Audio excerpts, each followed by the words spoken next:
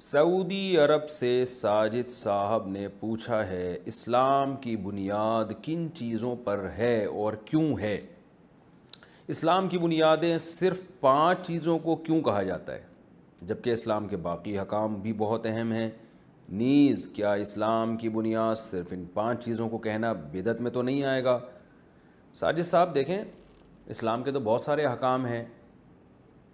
اسلام میں پردے کا حکم بھی ہے، اسلام میں داڑھی کا حکم بھی ہے، اسلام میں والدین کے ساتھ حسن سلوک کا حکم بھی ہے، لیکن حدیث میں آتا ہے، بخاری مسلم کی متفق علیہ حدیث ہے، بنی الاسلام علی خمس، کہ اسلام کی بنیاد 5 چیزوں پر ہے: توحید، نماز، زکوٰۃ، روزہ اور حج۔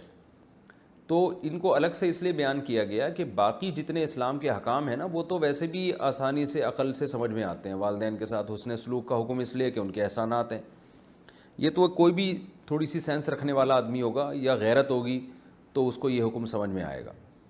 تو اسی طرح چوری نہ کرو اسلام نے کہا، اور اسلام نے کہا کہ بھئی جو ہے وہ جھوٹ مت بولو، اور چوری کی جو سزا ہے ہاتھ کاٹنے کا حکم، تو سزا تو کوئی نہ کوئی ہوگی نا کسی بھی مذہب میں۔ چوری کو تو دنیا میں کوئی بھی جائز نہیں کہتا، تو اسلام نے ایک سزا متعین کر دی، ہاتھ کاٹ دیے جائے۔ تو اسلام نہیں ہوتا تو کوئی دوسرا مذہب وہ اپنے لحاظ سے حکم دے دیتا۔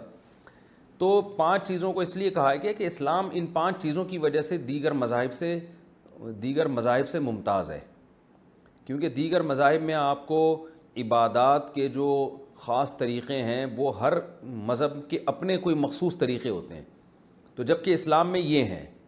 ان میں سب سے پہلے اسلام قائل ہے توحید کا، دیگر مذاہب سے جو اسلام کو جو چیز جدا کرتی ہے وہ یہی ہے۔ دوسرے مذاہب توحید کے قائل نہیں ہیں، تو یہاں سے ان کا پتہ صاف ہو گیا۔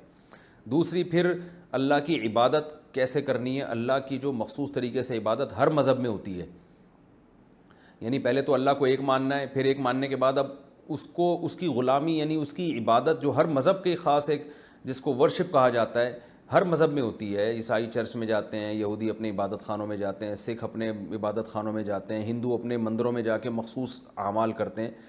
تو ہمیں بتا دیا گیا کہ وہ جو مخصوص چیزیں، جو مخصوص قسم کی عبادت ہے، وہ اسلام میں پھر 4 طرح کی ہے۔